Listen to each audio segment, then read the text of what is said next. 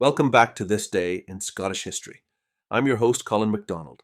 Today we journey back to April 22nd, 1304, when King Edward I of England, known as the Hammer of the Scots, began the Siege of Stirling Castle, the last major stronghold of Scottish resistance during the First War of Scottish Independence.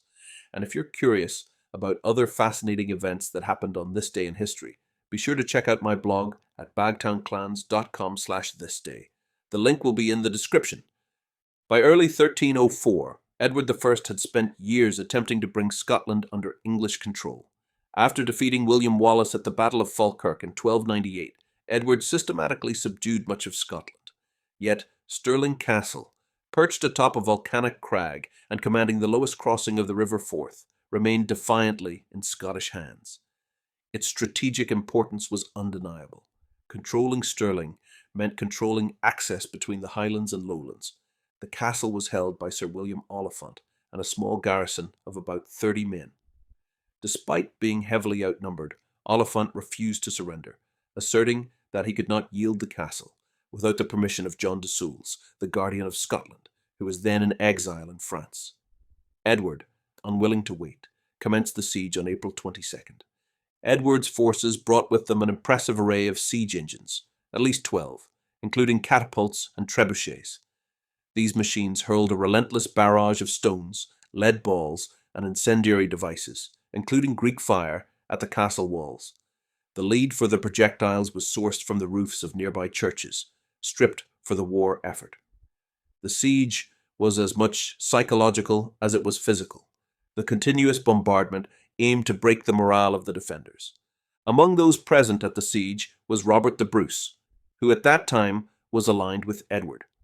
Bruce was tasked with transporting siege equipment, including the massive trebuchet known as the Warwolf, from Inverkip to Stirling.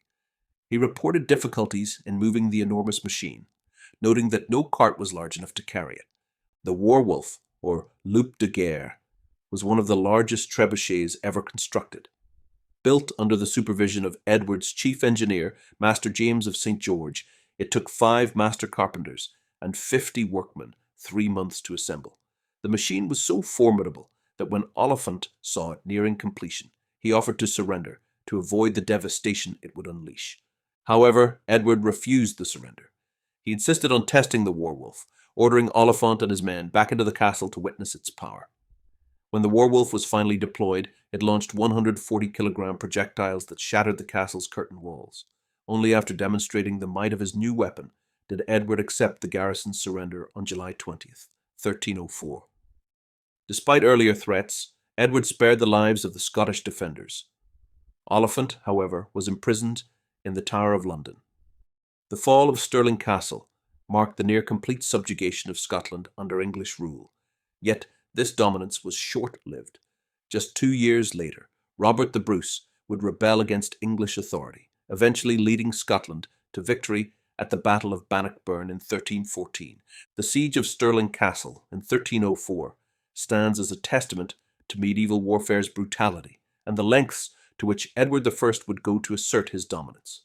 It also highlights the resilience of Scottish defenders, who, despite overwhelming odds, held out for months against one of the most formidable military machines of the era.